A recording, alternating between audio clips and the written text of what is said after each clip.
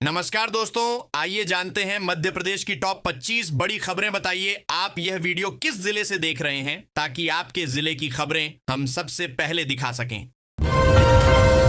Smart meter योजना के तहत बिजली उपभोक्ताओं को बड़ी राहत मिलने जा रही है। अब नया बिजली कनेक्शन लेना पहले से काफी सस्ता होगा। सरकार का उद्देश्य बिजली चोरी रोकना, सही बिलिंग सुनिश्चित करना और उपभोक्ताओं को पारदर्शी व्यवस्था देना है। स्मार्ट मीटर से रीडिंग ऑटोमेटिक होगी और बिल समय पर मिलेगा। इससे उपभोक्ताओं का खर्च भी नियंत्रित रहेगा। लोकपथ मोबाइल ऐप 2.0 को लॉन्च कर दिया गया है, जिससे सड़क सुरक्षा को और मजबूत किया जाएगा। यह ऐप ब्लैक स्पॉट की पहचान कर तुरंत जानकारी देगा। मुख्यमंत्री ने कहा कि अब पीडब्ल्यूडी सिर्फ फीता काटने तक सीमित नहीं रहेगा, बल्कि तकनीक से सड़क दुर्घटनाएं रोकने पर फोकस करेगा। ऐप से आम लोग भी समस्याएं सीधे दर्ज कर सकेंगे। गांवों में 4G इंटरनेट सुविधा बढ़ाने की सरकारी पहल से डिजिटल इंडिया को नई रफ्तार मिलेगी। तेज नेटवर्क के साथ मौसम की सटीक जानकारी किसानों तक पहुंचेगी और डिजिटल पेमेंट एक क्लिक में संभव होगा। इससे ग्रामीण क्षेत्रों में ऑनलाइन सेवाएं, शिक्षा, बैंकिंग और व्यापार को बढ़ावा मिलेगा और शहर गांव के डिजिटल अंतर को कम किया जा सकेगा। वन परिक्षेत्र में बाघिन की रहस्यमयी मौत ने वन्य जीव सुरक्षा व्यवस्था पर सवाल खड़े कर दिए हैं। विभाग ने मामले की सघन जांच शुरू कर दी है। पोस्टमार्टम रिपोर्ट और इलाके की गतिविधियों की जांच की जा रही है। यह पता लगाने की कोशिश हो रही है कि मौत प्राकृतिक थी या लापरवाही और अवैध गतिविधियों का परिणाम।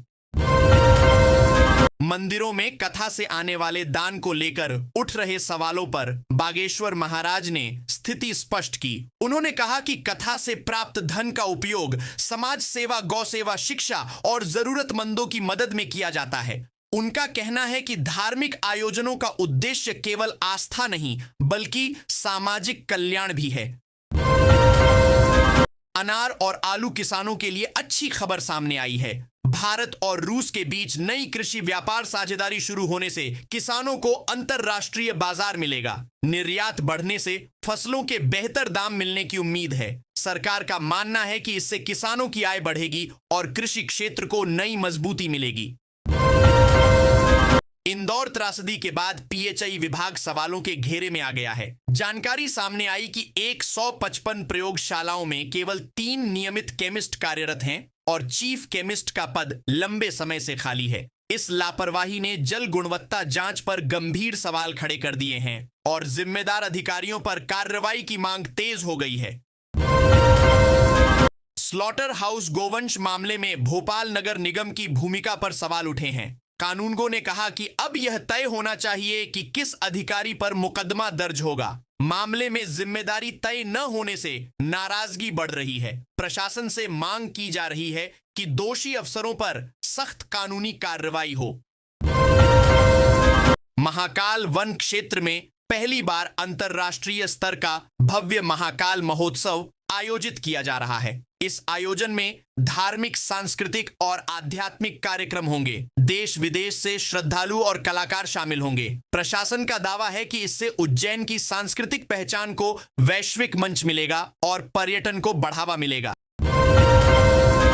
सीधी जिले की बैगा आदिवासी बिटिया अनामिका का सपना आखिरकार पूरा होने जा रहा है। मुख्यमंत्री मोहन यादव ने उसे डॉक्टर बनाने का आश्वासन दिया। भावुक अनामिका की आंखों से आंसू छलक पड़े। सरकार उसकी पढ़ाई और प्रशिक्षण की पूरी जिम्मेदारी लेगी, जिससे वह समाज और अपने समुदाय की सेवा कर सके। क्लीनेस्ट सिटी कहलाने वाले इंदौर में पानी की गुणवत्ता को लेकर गंभीर खुलासा हुआ है। वाटर लाइन में ड्रेनेज का पानी मिलने की बात सैंपल सर्वे रिपोर्ट में सामने आई है। इस रिपोर्ट ने प्रशासन की कार्यप्रणाली पर सवाल खड़े कर दिए हैं। लोगों में आक्रोश है और स्वास्थ्य संकट की आशंका बढ़ गई है। सागर का ऐतिहासिक किला लाखा बंजारा अपने गौरवशाली अतीत के लिए जाना जाता है। इतिहासकारों के अनुसार यहां 370 अंग्रेजों को 7 महीने तक बंधक बनाकर रखा गया था। यह किला न केवल स्थापत्य कला का उदाहरण है, बल्कि भारतीय इतिहास के साहस और संघर्ष की कहानी भी बयां करता है। सतना में एचआईवी कांड के बाद ब्लड बैंक में रक्त की भारी कमी हो गई थी। लोगों में डर का माहौल बन गया था। स्थिति को संभालने के लिए प्रभारी अधिकारी ने खुद रक्तदान किया। इस पहल से लोगों का भरोसा लौटा और अन्य लोग भी आगे आए। प्रशासन ने सुरक्षित रक्त जांच का भरोसा दिया है। पीवी सिंधु के सेमीफाइनल में हारते ही टूर्नामेंट में भारत का अभियान खतरे में पड़ गया। मुकाबला कड़ा था, लेकिन निर्णायक क्षणों में चूक भारी पड़ी खेल प्रेमियों को निराशा हाथ लगी। हालांकि सिंधु के प्रदर्शन की सराहना की गई। अब भारत की उम्मीदें अन्य खिलाड़ियों पर टिकी हुई हैं। किसानों को बड़ी राहत देते हुए मुख्यमंत्री मोहन यादव ने भावांतर भुगतान योजना के विस्तार की घोषणा की है। इस फैसले से फसल बेचने पर किसानों को न्यूनतम समर्थन मूल्य और बाजार भाव के अंतर की भरपाई मिलेगी। सरकार का उद्देश्य किसानों एक की आय बढ़ाना, जोखिम कम करना और खेती को आर्थिक रूप से मजबूत बनाना बताया गया है। अमृत योजना के तहत मुख्यमंत्री ने अधिकारियों को सख्त निर्देश दिए हैं कि पाइपलाइन लीकेज और दूषित पानी की शिकायतों का समाधान 24 घंटे में किया जाए। जल आपूर्ति व्यवस्था में लापरवाही बर्दाश्त नहीं होगी। सरकार का लक्ष्य शुद्ध पेयजल पहुंचाना और स्वास्थ्य से जुड़ी समस्याओं को जड़ से खत्म करना है। मध्य प्रदेश में मतदाता सूची के विशेष पुनरीक्षण अभियान के तहत तेजी से काम चल रहा है। अब तक 3 लाख से अधिक नए आवेदन प्राप्त हो चुके हैं। निर्वाचन आयोग का उद्देश्य यह सुनिश्चित करना है कि कोई भी पात्र नागरिक मतदान से वंचित न रहे और आगामी चुनावों में पारदर्शी, त्रुटि रहित मतदाता सूची तैयार हो सके। प्रदेश में बुनियादी ढांचे को मजबूत करने के लिए 36,000 करोड़ रुपए की लागत से 6 नए एक्सप्रेसवे और प्रगति पथ के निर्माण को मंजूरी दी गई है। इन परियोजनाओं से औद्योगिक विकास, रोजगार और यातायात सुविधा बेहतर होगी। सरकार का दावा है कि इससे आर्थिक गतिविधियों को तेज रफ्तार मिलेगी। परिवहन विभाग ने नागरिकों की सुविधा के लिए नई डिजिटल सेवा शुरू की है। अब लर्निंग लाइसेंस और वाहन पंजीयन प्रमाण पत्र के लिए आरटीओ कार्यालय जाने की जरूरत नहीं होगी। ऑनलाइन प्रक्रिया से समय, पैसा और भाग दौड़ बचेगी। सरकार इसे पारदर्शिता और ई गवर्नेंस की दिशा में बड़ा कदम मान रही है। हज यात्रा पर जाने वाले श्रद्धालुओं के लिए अच्छी खबर है। सेंट्रल हज कमेटी ने मध्य प्रदेश का कोटा बढ़ाकर 8,000 कर दिया है। इससे प्रतीक्षा सूची में शामिल लोगों को भी अवसर मिलेगा। राज्य सरकार ने यात्रियों को बेहतर सुविधाएं और सुचारू व्यवस्थाएं देने का भरोसा दिलाया है। इंदौर में स्वास्थ्य सुरक्षा को ध्यान में रखते हुए जिंक ओआरएस किट वितरण अभियान चलाया गया है। स्वास्थ्य विभाग की 50 टीमों ने प्रभावित इलाकों का सर्वे कर 94% घरों तक किट पहुंचाई। इसका उद्देश्य संक्रमण रोकना, बच्चों और बुजुर्गों को सुरक्षित रखना और लोगों में स्वास्थ्य के प्रति जागरूकता बढ़ाना है। घरेलू बिजली उपभोक्ताओं को राहत देने के लिए प्रदेश भर में विशेष बिजली बिल सुधार कैंप लगाए जा रहे हैं। इन कैंपों 100% में गलत बिल मीटर रीडिंग और भुगतान से जुड़ी शिकायतों का तुरंत समाधान किया जा रहा है। सरकार का कहना है कि उपभोक्ताओं को पारदर्शी और न्याय संगत बिलिंग व्यवस्था मिलेगी। युवाओं को रोजगार के अवसर देने के लिए ग्वालियर में संभाग स्तरीय रोजगार मेला आयोजित किया गया है। इसमें कई निजी कंपनियां भाग ले रही हैं। युवाओं 2 को इंटरव्यू और चयन का सीधा मौका मिल रहा है। सरकार का उद्देश्य बेरोजगारी कम करना और कौशल आधारित रोजगार को बढ़ावा देना है। नर्मदा शुद्धिकरण अभियान के तहत मुख्यमंत्री ने नर्मदा किनारे बसे शहरों में सीवेज ट्रीटमेंट प्लांट के काम समय पर पूरा करने के निर्देश दिए हैं। साफ सुथरी नर्मदा सरकार की प्राथमिकता है। इस अभियान से प्रदूषण कम होगा और धार्मिक व पर्यावरणीय महत्व को संरक्षित किया जा सकेगा।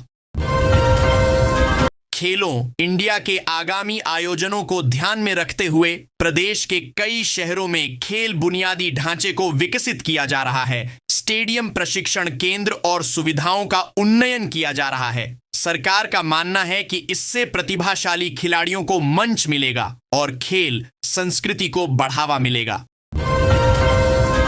डिजिटल इंडिया अभियान के तहत मध्य प्रदेश के ई गवर्नेंस मॉडल को राष्ट्रीय स्तर पर सराहना मिली है। ऑनलाइन सेवाओं, पारदर्शिता और तकनीकी नवाचारों के कारण राज्य को पुरस्कार मिला। सरकार का कहना है कि डिजिटल माध्यम से जनता को तेज, सरल और भरोसेमंद सेवाएं देना उसकी प्राथमिकता है।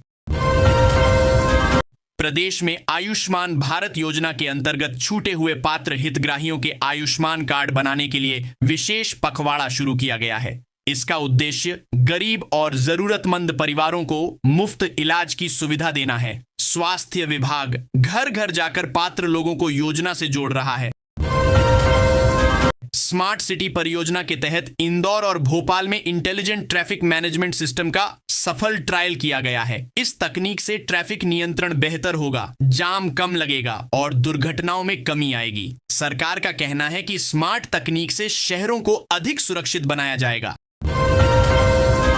प्रदेश में सौर ऊर्जा को बढ़ावा देने के लिए रीवा सोलर प्लांट की तर्ज पर अन्य जिलों में छोटे सोलर पार्क विकसित करने की योजना पर काम शुरू हो गया है। इससे स्वच्छ ऊर्जा उत्पादन बढ़ेगा, बिजली की लागत घटेगी और पर्यावरण संरक्षण को मजबूती मिलेगी। सरकार इसे भविष्य की ऊर्जा नीति मान रही है। जबलपुर में अवैध खनन रोकने पहुंचे तहसीलदार को माफिया द्वारा डंपर से कुचलने की धमकी देने का मामला सामने आया है। घटना के बाद पुलिस ने मुख्य आरोपियों पर केस दर्ज कर तलाश शुरू कर दी है। प्रशासन ने स्पष्ट किया है कि खनन माफिया के खिलाफ सख्त कार्रवाई जारी रहेगी। भोपाल और इंदौर मेट्रोपॉलिटन रीजन के विस्तार को लेकर मास्टर प्लान तैयार किया जा रहा है। देवास और आसपास के इलाकों के विकास पर नीति आयोग के साथ चर्चा हुई है। सरकार का उद्देश्य योजनाबद्ध शहरी विकास, बेहतर परिवहन और आवास सुविधाएं उपलब्ध कराना है। राज्य सरकार ने सरकारी कर्मचारियों के लिए 400 करोड़ रुपए के एरियर भुगतान की प्रक्रिया शुरू करने के निर्देश दिए हैं। लंबे समय से लंबित बकाया भुगतान से कर्मचारियों में संतोष है। सरकार का कहना है कि इससे कर्मचारियों की आर्थिक स्थिति मजबूत होगी और कार्य के प्रति उत्साह बढ़ेगा।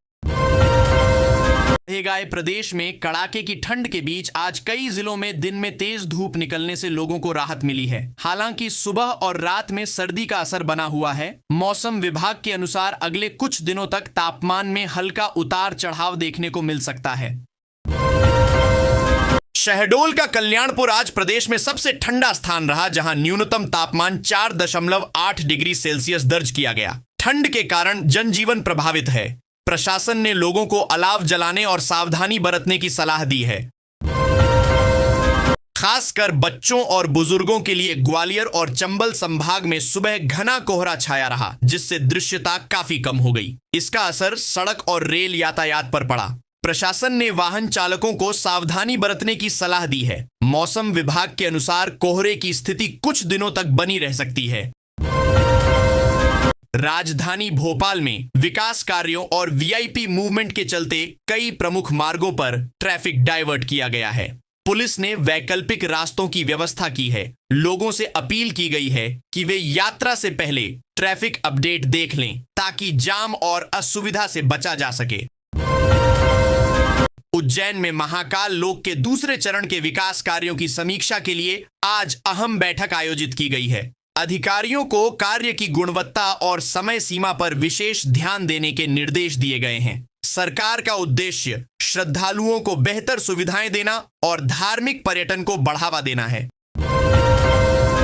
स्कूल शिक्षा विभाग ने प्रदेश के सरकारी स्कूलों में अतिथि शिक्षकों की नियुक्ति को लेकर नई गाइडलाइन जारी की है। इसमें चयन प्रक्रिया और सेवा शर्तों को स्पष्ट किया गया है। विभाग का कहना है कि इससे पारदर्शिता बढ़ेगी और शिक्षा व्यवस्था को मजबूती मिलेगी।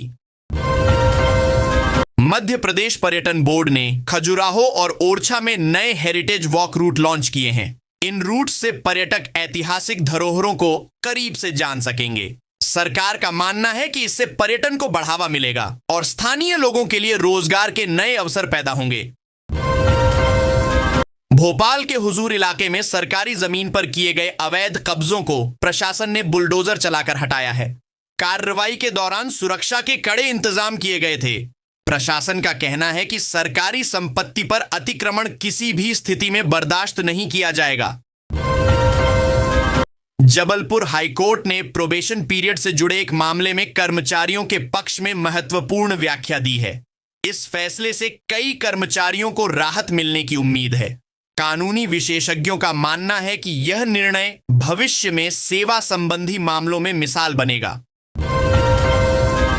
उज्जैन और नर्मदापुरम में मकर संक्रांति स्नान और मेलों की तैयारी तेज हो गई है। सुरक्षा, यातायात और स्वच्छता के विशेष इंतजाम किए जा रहे हैं। प्रशासन का उद्देश्य श्रद्धालुओं को सुरक्षित और सुचारू व्यवस्था उपलब्ध कराना है ताकि पर्व शांतिपूर्ण तरीके से संपन्न हो सके।